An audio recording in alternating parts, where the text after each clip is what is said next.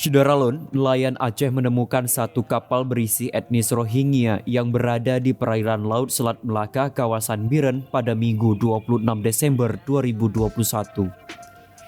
Kapal tersebut terlihat dengan penuh etnis Rohingya berlayar lambat di perairan atas Kecamatan Samalanga, Biren.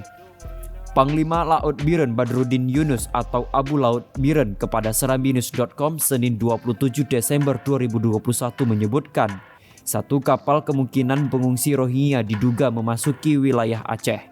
Kapal berisi etnis Rohingya mulai terlihat di kawasan perairan Biren pada Minggu 26 Desember 2021 sore. Rombongan imigran asal Myanmar awalnya terlihat oleh beberapa nelayan yang baru pulang melaut. Selanjutnya, para nelayan langsung memberitahukan keberadaan kapal tersebut ke petugas terdekat. Berdasarkan informasi yang diperoleh, saat ini rombongan Rohingya tersebut masih berada di lautan dalam kondisi kapal yang masih berlayar.